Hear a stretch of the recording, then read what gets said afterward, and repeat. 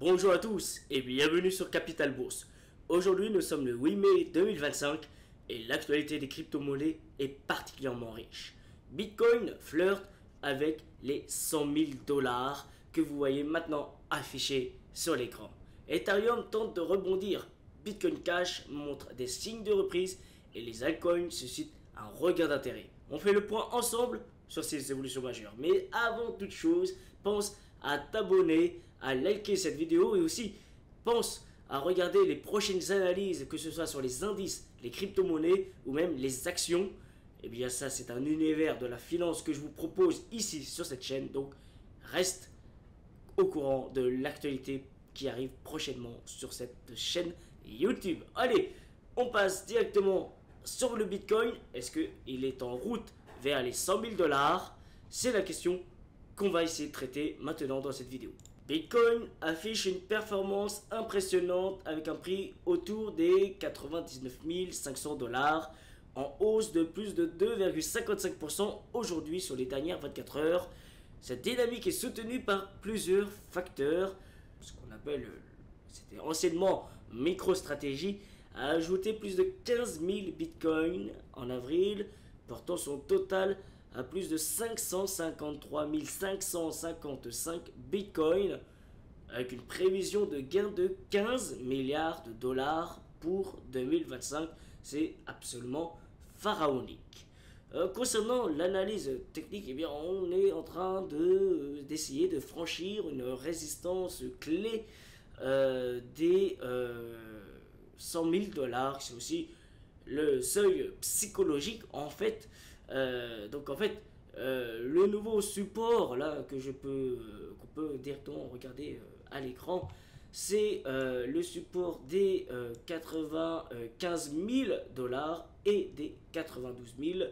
Ça, ce sont deux supports. Je vais les mettre tout de suite sur le graphique. Hop, et 92 000 dollars. Alors, un petit instant, hop, voilà, environ approximatif dans notre analyse. Et donc, les 100 000 dollars, vous voyez, ils sont là, pas besoin de les mettre. En tout cas, la target, si l'impulsion haussière continue, on peut atteindre, pourquoi pas, les 105 000 dollars. Et est-ce que ce serait le moment, avec un bull run, pour essayer de péter la zone des 110 000 dollars? Et ça, c'est la question que je me pose, avec évidemment une série d'altcoins qui pourraient augmenter le regain d'intérêt dans la crypto-monnaie. Maintenant, j'ai envie de passer à l'Ethereum. Eh bien oui, l'Ethereum, incroyable, on passe de 1400 dollars, donc l'équivalent d'un SMIC en France, à 2000 dollars quasiment bientôt. On va peut-être l'atteindre, cet objectif. On voit bien que là, en haut à droite de mon écran, on voit que on n'est pas loin des 10% de plus de hausse comparé à ces dernières 24 heures, ce qui est énorme. Mais contrairement à Bitcoin, les ETF Ethereum n'ont pas attiré autant de capitaux malgré la hausse du prix.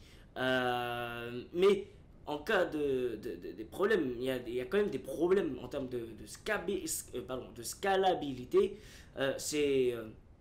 En fait, il y a des débats internes sur l'avenir de la fondation Ethereum et les propositions pour améliorer la scalabilité sont en cours, ce qui pourrait influencer positivement le cours à moyen terme.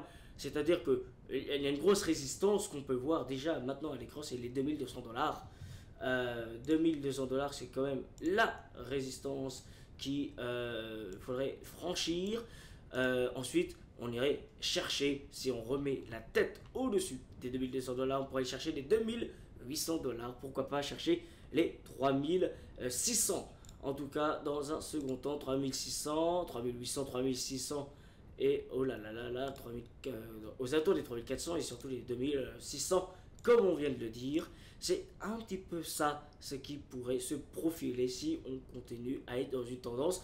J'ai pas parlé du RSI, j'en parle tout de suite. On va bientôt être en zone de surachat. Donc aux alentours des 70, on est à 69,39 pour l'instant. Est-ce qu'on n'irait pas chercher comme le pic du 7 mars 2024 un pic à 85 de RSI, pourquoi pas, mais en tout cas ça se ferait sur de plusieurs jours, quelques semaines, mais en tout cas est-ce que ça marque un retournement de situation? Il faudrait déjà sur Ethereum qu'on retourne au-dessus de la zone des 2200 $. Voici le Bitcoin Cash. Alors c'est très intéressant parce que là nous avons une énorme mèche. Je reste toujours en daily comme vous pouvez le voir. On a un RSI à 69,41.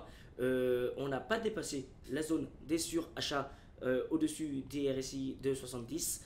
Maintenant, le Bitcoin Cash se situe aux alentours des 418 $, 420 $, et il y avait une hausse de 9,16% durant ces dernières 24 heures. À l'heure actuelle, je tourne cette vidéo, mais attention, nous avons quand même des prévisions assez prudentes, parce que effectivement, il y a des analystes qui estiment une hausse modérée, avec un potentiel de retour vers les 400 $ si les conditions de marché restent favorables, mais 400 $, c'est un petit peu en dessous.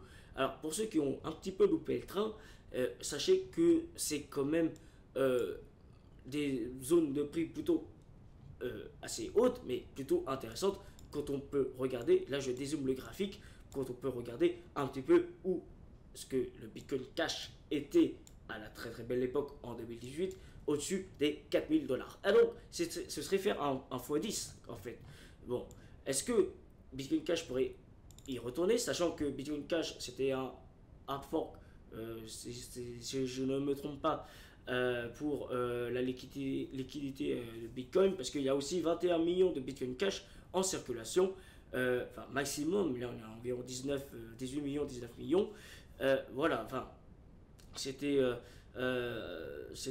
ça à l'époque, pourquoi ce qui justifiait le prix. Et durant le bull run de 2021, il n'y avait pas du tout de corrélation entre Bitcoin traditionnel, on va dire, et Bitcoin Cash, parce qu'il y avait un pic maximum à 1600 $. Et là, en fait, ce que je peux voir un petit peu sur ce graphique, en tout cas, on peut aller directement chercher, pourquoi pas, les 700 $. Et si vraiment, si et seulement si, on retourne dans les 800 $, donc on ferait déjà un x2, c'est déjà énorme, hein, quasiment un 100% sur, de perf sur cette prise de position. Si on devait acheter le Bitcoin Cash aujourd'hui, eh bien, on pourrait aller chercher, pourquoi pas, directement la zone des 1500 $ et plus ses affinités. On va passer maintenant au Solana. Je suis très content de faire cette vidéo, je pense que ça s'entend.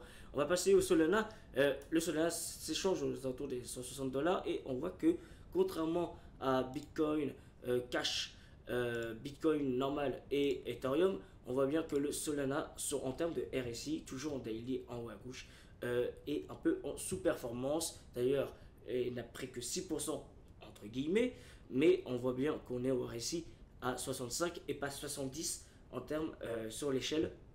Donc on voit bien qu'il y a un petit peu moins d'appétence sur le Solana actuellement, même si le Solana est un très bon prix, sachant que si on dégrossit un petit peu le tableau, donc le graphique, on peut clairement voir qu'on est reparti sur une zone assez haute, sur une espèce d'une tendance haussière, là plutôt bien marquée et plutôt bien ancrée.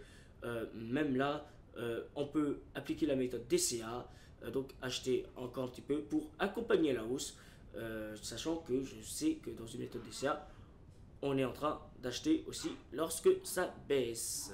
Et j'aimerais revenir sur une crypto qui s'appelle le SushiSwap.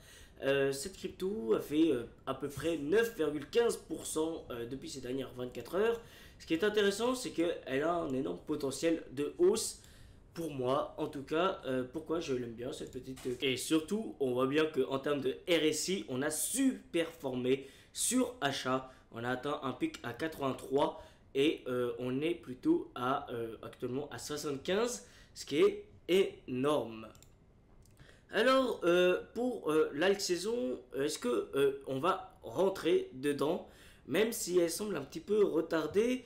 En tout cas, on n'a pas plus du 15%, 20% sur la plupart des crypto-monnaies, mais en tout cas, on a des indicateurs positifs, comme on a vu avec le Sushi. On peut le voir aussi avec le Link, que je n'ai pas beaucoup parlé, la Chainlink. qui a pris 7,89%, est-ce que c'est intéressant d'investir dedans actuellement? Parce que là, il y a encore, je dirais même, des possibilités de hausse, on est qu'à un récit à 58, on n'est pas encore cherché les 70. Puis là, on voit bien qu'on est en train de titiller dans cette zone-là. On va quand même regarder les potentiels. Non, c'est pas là, c'est les crypto bulls. Ouais, pourquoi pas, on peut regarder le BNB qui est à 617 dollars. Le BNB, franchement, je trouve que bon, il est cher. Il est pour le coup, il a pris que 2%. Et puis, bon, on est quand même dans une tendance où on est plutôt, on reste aussi là-haut. Et c'est pas forcément très folichon pardon, d'acheter ou rentrer en position dans le BNB, si ce n'est pour faire un petit écart, peut-être de 617 à 725. Mais on aime la performance, on aime le PNL, comme dirait Pierre Chartier. Donc pour l'instant, même s'il y a des possibilités, bon, il y en aura qui vont pas s'en priver. Je regarde juste le Dogecoin, le ADA, Dogecoin, oui, alors le Dogecoin, pareil, il y a peut-être un potentiel encore. Bon, pourquoi pas aller rechercher les 40 centimes de dollars, mais là, encore une fois, ce serait acheter au son du canon, plutôt au son des tweets de Elon Musk, même si en ce moment, on n'entend pas beaucoup parler. Pour le ADA, donc le Cardano, pareil, on est dans un RSI, encore du potentiel, avec 7,55% de hausse durant ces dernières 24 heures. On voit bien qu'en tout cas que ça commence à se réveiller pour la alt season. Et en tout cas, ce qui est un sentiment, le sentiment du marché est plutôt assez optimiste. Parce que il y a quand même peut-être des capitaux ici de Bitcoin qui vont aller vers les altcoins. En tout cas, c'est plutôt des tendances qu'on avait pu repérer par avant, même si le Bitcoin reste très confiant en ce moment pour aller chercher les 100 000 dollars. J'aurais bien aimé que durant la vidéo, en live direct, on aille chercher les 100 000 dollars, et pour l'instant, ça risque d'être un petit peu long d'attendre. Concernant les nouvelles réglementations et la macroéconomie, c'est important aussi de faire un petit point là-dessus. Au Royaume-Uni, le gouvernement britannique propose une législation pour réguler les échanges de crypto-monnaies visant à protéger les consommateurs tout en encourageant l'innovation. Je pense que c'est la FSA, pardon. FSA, c'est l'équivalent de l'AMF en France, c'est l'autorité des marchés financiers, sauf que là, c'est en Grande-Bretagne. Et pour la politique américaine, l'administration Trump envisage la création d'une réserve stratégique de crypto-monnaies incluant Bitcoin, Ethereum, Solana, Cardano et XRP. Donc ça tombe bien, on vient de les analyser, ce qui pourrait renforcer la légitimité de leur secteur. Effectivement, on va parler du scandale Libra en Argentine. Le président argentin Xavier Milei est impliqué dans une controverse après avoir promu une crypto-monnaie appelée Libra, qui s'est effondrée, entraînant des pertes de 250 millions de dollars pour les investisseurs et des accusations de fraude. En conclusion, le marché des crypto-monnaies en mai 2025 est marqué par une forte dynamique pour le Bitcoin, des défis pour Ethereum, une stabilité relative pour Bitcoin Cash avec une potentielle de hausse et une attente autour de la alt season. Les développements réglementaires et les initiatives institutionnelles jouent un rôle clé dans cette évolution. Si tu as apprécié cette analyse, n'oublie pas de t'abonner à la chaîne Capital Boost pour ne rien manquer des prochaines vidéos. Active la cloche pour recevoir les notifications. Préserve ton capital avec Capital Boost, tes connaissances d'aujourd'hui pour construire ton portefeuille de demain.